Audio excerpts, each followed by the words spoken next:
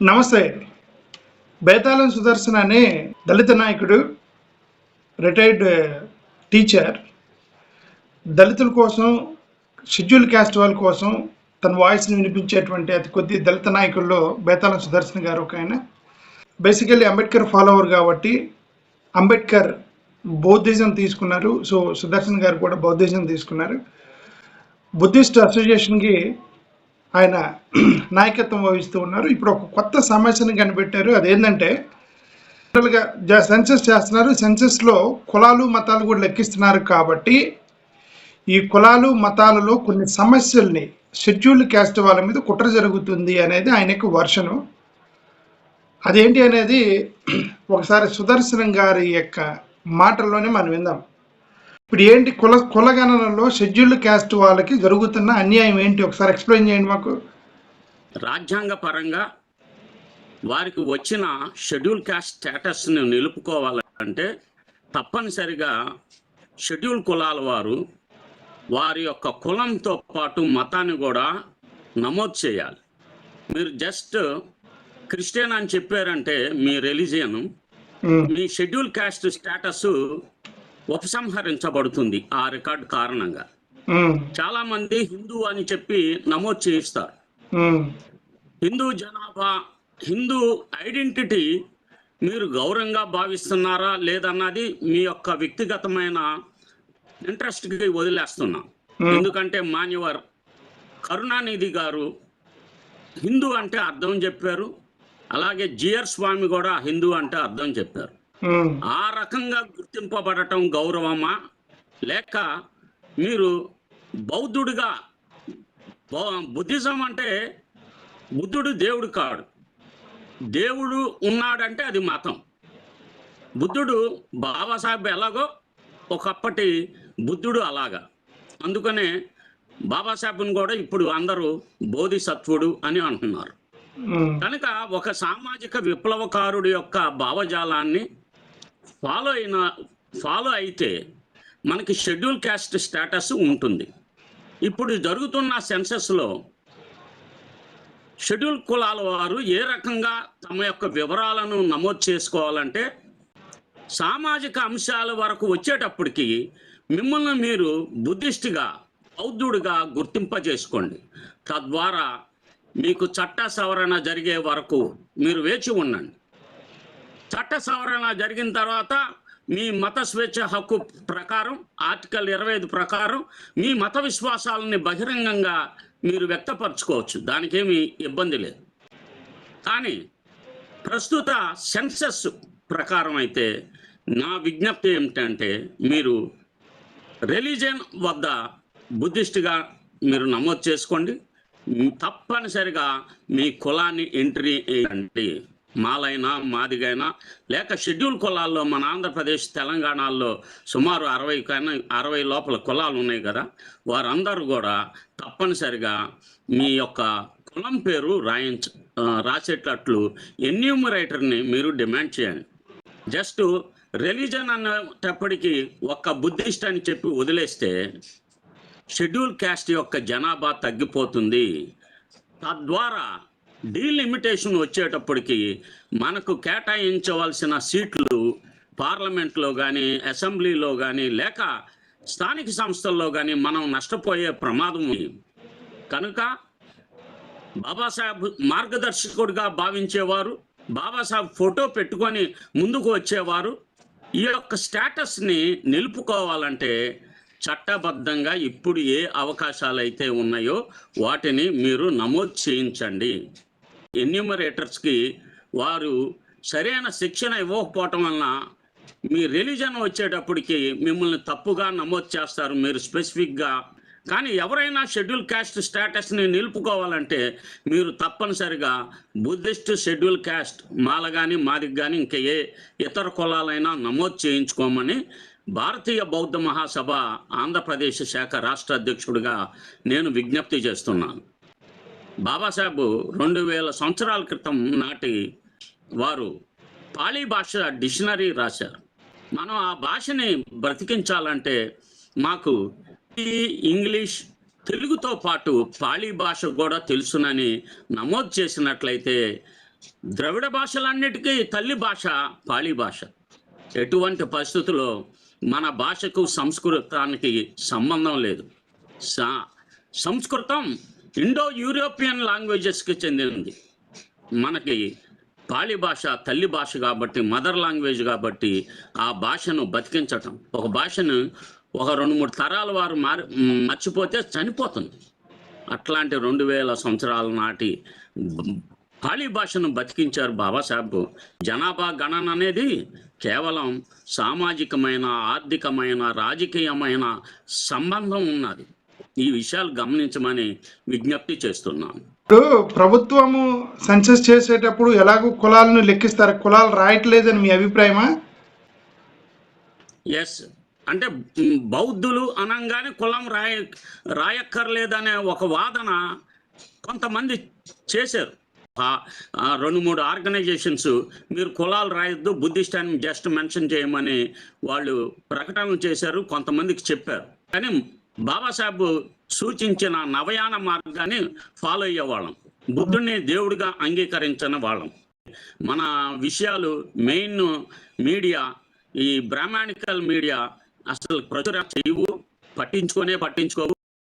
మన విషయాలు కేవలం వాళ్ళ పార్టీకి సంబంధించిన, వాళ్ళ కులాలకు సంబంధించిన వాటినే వాళ్ళు ప్రచారం జరిగేటట్లు విజ్ఞప్తి. ఇప్పుడు లిమిటేషన్ జరుగుతున్నప్పుడు మన సంఖ్య పెరగాలి కదా.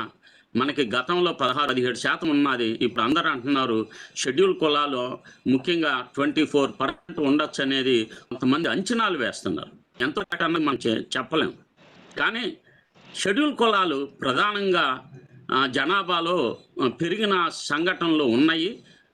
దాన్ని అనుసరించి మన సంఖ్య ఎటువంటి పరిస్థితుల్లో తగ్గకుండా, రేపొద్దున ఈ త్రిబులార్ అనేవాడు ఒకడు ఉన్నాడు కదా, స్పీకరు, డిప్యూటీ స్పీకరు, వారు పెడుతున్న కక్ష ధోరణి, షెడ్యూల్ కులాలపై వివక్షతాపూర్వకమైన కుల మతోన్మాద చర్యలను ప్రతిఘటించాలంటే సేఫ్ సైడ్గా ఒక షీల్డ్, రక్షణ కవచాన్ని బాబాసాహెబ్ మనకు సూచించారు. అది బౌద్ధులుగా నమోదు చేయడం. షెడ్యూల్ క్యాస్ట్ యొక్క జనాభాని తగ్గించడానికి కోసం ఒక కుట్ర అని నేను చెప్తున్నా. మీరు రిలీజన్ రాస్తే సరిపోతుంది అనే వాదన చేస్తున్నారు. ఇవి రెవెన్యూ రికార్డ్స్ అవుతున్నాయి కదా, సెన్సస్ రెవెన్యూ రికార్డ్స్లో మీరు ఎస్సీగా ధృవీకరించబడిన తర్వాత మీకు అది గొప్ప ఆదరణగా ఉంటుంది కదా. ఎందుకు ఈ విషయాన్ని మీరు అంగీకరించట్లేదు? మనకి ఏది ముఖ్యం, సామాజిక అంశాలా, మతపరమైన అంశాలా? ఒక జీవితానికి, ఒక భవిష్యత్తుని కొనసాగించడానికి మన పిల్లలు అభివృద్ధి ఇంకా సాధించలేదు కదా.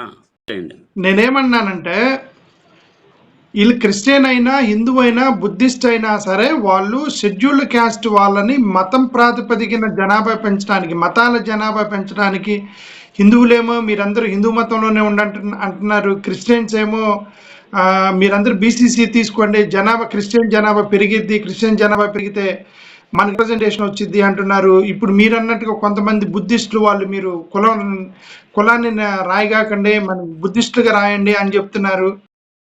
దీనివల్ల వీళ్ళందరూ కూడా మూడు మతాల యొక్క టార్గెట్ ఒకటే, షెడ్యూల్ క్యాస్ట్ జనాభా తగ్గించడం, వాళ్ళ మత జనాభా పెంచడం. మన జనాభాను తగ్గించకూడదు అన్నది ప్రధానంగా ఆలోచించండి.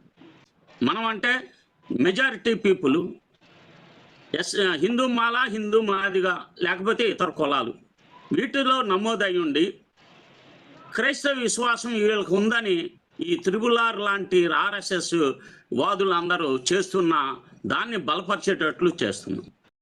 ఇది సామాజికమైన అంశం కదా, చట్ట ప్రకారంగానే వ్యవహరించుకోవాలి. మన పట్ల చట్టం, న్యాయం, ధర్మం మన వైపు ఉండే వరకు కూడా మనం చట్టపరమైన అంశాల్లో కొనసాగటానికి ఇదొక మార్గం అని చెప్తున్నాం. ఇప్పుడు ఎస్సీ జనాభా తగ్గితే ఏంటి ప్రాబ్లం ఏంటి? ఎస్సీ జనాభా తగ్గితే డిలిమిటేషన్లో మనకి కేటాయించబడే సీట్ల సంఖ్య ప్రాతినిధ్యం తగ్గింది. మీరు అనుకుంటున్నారు రేపో మాపు ఎదగాలనుకున్నప్పుడు ఈ స్థానం రిజర్వేషన్ ఆ సీట్లు కేటాయించకపోతే మీరు ఎక్కడ ఓపెన్లో పోటీ చేయగలుగుతారా? డీలిమిటేషన్ జరగబోతుంది. షెడ్యూల్ కాస్ట్ యొక్క జనాభా లెక్కలు తక్కువగా చూపబడుతున్నాయి. అందువలన ఆధిపత్య కులాల యొక్క సీట్లు పెరుగుతాయి. మన సంఖ్య తగ్గించబడుతుంది, వారి సంఖ్య పెంచబడుతుంది రాజ్యాంగబద్ధంగా. అది మనకు అన్యాయం కాదా? ఇస్తాం. రిజర్వ్డ్ కేటగిరీ ఇప్పుడు ఫర్ ఎగ్జాంపుల్ 29 ఉన్నాయి, ఒక 50 ఇంకోటి రిజర్వ్డ్ కేటగిరీలు 50 అయినా కూడా వాళ్ళు ఓటేస్తేనే మనం గెలుస్తాము. అవ్వచ్చు, కానీ మన ప్రతినిధి అంటూ ఉంటాడు కదా. ఇప్పుడు కొలుకుపూడి శ్రీనివాసరావు ధైర్యం తెచ్చుకొని ఒక్కడన్నా వచ్చి మాట్లాడాడు కదా మన మీటింగ్ లో. ఒక్కడన్నా వచ్చి మాట్లాడాడు కదా. ఆ కొలుకుపూడి శ్రీనివాసరావు గారు కూడా ఓట్లేసింది ఎస్సీలతో పాటు హిందువులే కదా. మనకు రద్దు చేయబడింది డ్యూయల్ ఓట్స్ అనేవి. గాంధీ యొక్క నిరాహార దీక్ష వలన మనకి బ్రిటిష్ ప్రభుత్వం చేత బాబాసాహెబ్ సాధించిన 2 ఓట్లని 1 ఓటుగా పరిమితం చేశారు. మనల్ని ఎన్నుకోవటానికి మన ఓటు ఒక్కటే ముఖ్యమయ్యేది గతంలో మెక్డొనాల్డ్ అవార్డు ప్రకారం. కానీ ఇప్పుడు మనం గెలవాలంటే ఇతరుల ఓట్లు కూడా కావాల్సి వస్తుంది. దానివల్ల మన నుండి నిజమైన ప్రతినిధులు రావట్లేదు. అదొక వేరే టాపిక్. పూనా ప్యాక్ట్ ఒప్పందం.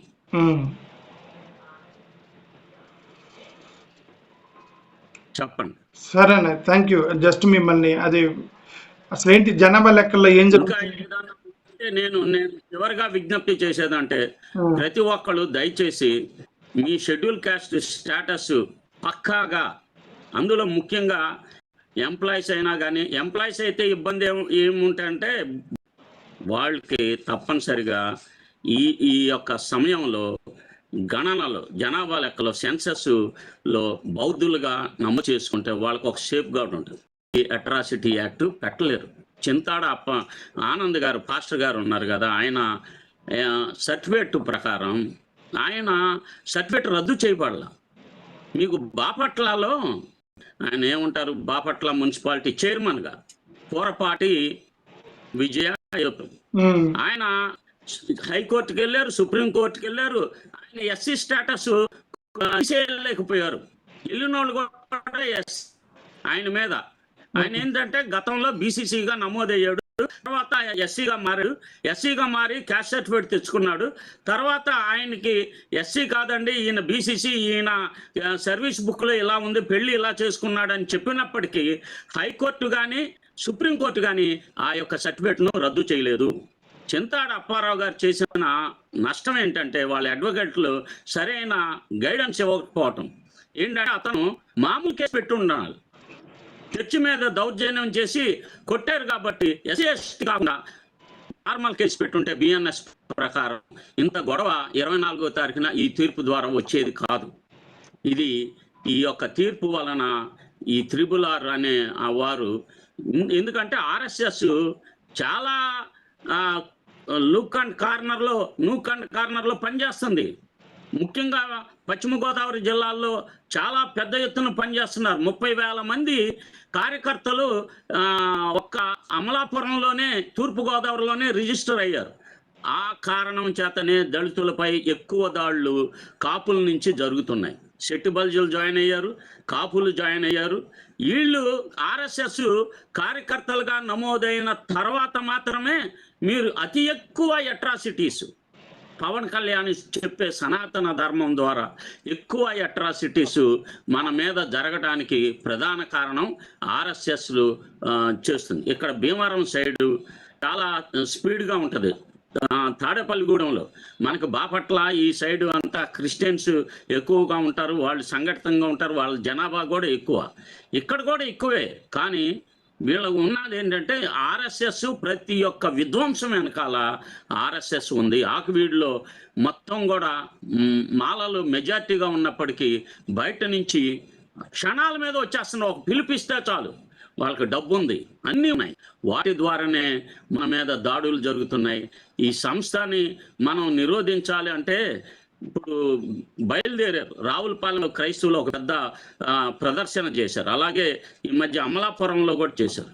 అలాగే ఒక చోట ఏంటి, ప్రతి చోట ఆదివారం అయిపోయిన తర్వాత ఎస్సీ స్టేటస్ కోరుకునే వాళ్ళు ప్రతి ఒక్కళ్ళు కూడా బాబాసాహెబ్ విగ్రహం నుంచి మొదలెట్టి ఒక ప్రభుత్వ కార్యాలయాల వరకు ఒక ఊరేగింపు ఒకే రోజు, రాష్ట్ర వ్యాప్తంగా ఒకే రోజు, ఈవెన్ సచివాలయాల్లో తహసీల్దార్ దగ్గర ప్రతి చోట ఒక ఆదివారం నాడు మనం ఈ యొక్క ర్యాలీలు నిర్వహించి మన నిరసనని ప్రదర్శిస్తే ఒక కనువిప్పు ఈ మనువాద ప్రభుత్వాలకు వస్తుంది. ఈ పని ఒకేసారి చేయాలి. ఆ పిలుపుని ఒక రౌండ్ టేబుల్ సమావేశం ద్వారా నిర్వహించాల్సి ఉండగా వీళ్ళు మందాకృష్ణ ప్రలోభాలకు లేకపోతే ఇతర మన ఎన్లైటెడ్ పీపుల్ అంటున్న వాళ్ళు ఎంతవరకు ఎన్లైట్ అయ్యారో లేదో నాకు తెలియదు, కానీ సరైన ఒక నిర్ణయం తీసుకోకుండా ఈ పనులన్నీ చేయటం వలన ఇది ఇంకనూ కంటిన్యూ అవుతుంది. తప్పనిసరిగా దళిత క్రైస్తవులు తమ యొక్క స్టేటస్ని నిలబెట్టుకోవడానికి బౌద్ధులు ఏ విధంగా అయితే పోరాటం చేశారో మహారాష్ట్రలో, అదేవిధంగా ఆంధ్రప్రదేశ్లో కూడా ఒకే రోజు ఒక ర్యాలీ చేసి ప్రభుత్వ కార్యాలయాల దగ్గర తప్పనిసరిగా వినతి పత్రాలు ఇచ్చి, ఇక కూడా ఈ రాజకీయ నాయకుల ప్రాబల్యంతో ఎవరైతే పొలిటికల్ యాస్పిరెంట్స్ ఉన్నారో వాళ్ళు కాదు, పాస్టర్సే నాయకత్వం వహించాలి. ఈ పొలిటికల్ యాస్పిరెంట్స్ అందరూ కూడా రేపొద్దున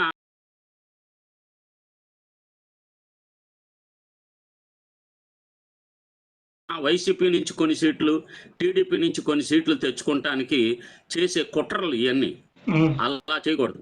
ఈ సామాజిక ఉద్యమాన్ని రాజకీయంగా వారికి ఉపయోగపడేటట్లు చేయకూడదు. ఇప్పుడు మందకృష్ణ మాదిగ చెప్పేది ఏంటి, ఆయన born and brought up Christian family, కానీ ఇప్పుడు పక్కా ఆర్ఎస్ఎస్ కార్యకర్తగా తయారయ్యాడు. అతను చెప్తే మనం ఏంటమేంటి? తన విశ్వాసాలని మన మీద బలవంతంగా రుద్దుతాడా? ఆయన ఎలాగో ఉన్నాడో గతంలో బాబాసాహెబ్కి వ్యతిరేకంగా జగ్జీవన్ రామ్ గారు కూడా అలాగే ఉన్నారు. కాంగ్రెస్ పార్టీకి బాబాసాహెబ్కి వైపు కాకుండా కాంగ్రెస్ పార్టీకి వైపుకి దళితులు హిందువులుగానే కొనసాగేటట్లు అప్పుడు చేశాడు. ఇప్పుడు మందకృష్ణ మాదిగ వీళ్ళతో మాలలతో కలిసి చేస్తామనేది నేను తీవ్రంగా తప్పుపడుతున్నాను. థ్యాంక్ యూ అన్న, thank you for joining. So మనందరమే ఇప్పుడు సుదర్శన్ గారు చెప్పింది ఏంటంటే అందరిలో యూనిటీ రావాలి. యూనిటీ రావాలంటే మనందరం కలిసి ఒకే ప్లాట్ఫామ్ మీద ఒకేసారి పెద్ద ర్యాలీ చేయాలి అని అంటే మీరేం చేయాలి? ఫస్ట్ మీరందరూ ఒక ప్లాట్ఫామ్ మీదకి రావాలి. అదే ఏడిఎస్ ప్లాట్ఫామ్ మీదకి రావాలి. ఏడిఎస్ ప్లాట్ఫామ్ మీదకి వస్తే ఇప్పుడు అవసరం లేదు, చాలా ఉన్నాయి. ఇప్పుడు ఎక్కడో కడపలో సంఘాలు పెట్టారు, ఎక్కడెక్కడో భీమవరంలో సంఘాలు పెట్టారు, రావులపాలెంలో చేశారు, కాకినాడలో చేశారు, కరీంనగర్లో చేశారు. బట్ వీళ్ళందరూ చేస్తున్నారు. ఎవరు కాల్ చేస్తే అందరూ ఒకే డేట్ పెట్టుకోవాలి. అందరూ ఒకే డేట్ పెట్టుకొని మీకు ఉంది, కానీ కోఆర్డినేట్ చేసేది లేదు. సో మీరు ఏడిఎస్ కోఆర్డినేట్ చేస్తుంది. వీళ్ళందరినీ కూడా ఎక్కడెక్కడ సంఘాలు పెట్టారో వాళ్ళందరినీ మేము కోఆర్డినేట్ చేస్తాము. మీరు అందరూ కూడా రమ్మని మీకు రిక్వెస్ట్ చేస్తున్నాం. థ్యాంక్ యూ, నమస్కారం. ఏడిఎస్లో జాయిన్ అవ్వండి. మీ సంస్థలు మీరు నడుపుకోవచ్చు, బట్ కోఆర్డినేట్ చేస్తున్నాం అన్ని సంస్థలని. దయచేసి ఏడిఎస్ కిందకి రండి. థ్యాంక్ యూ, నమస్కారం.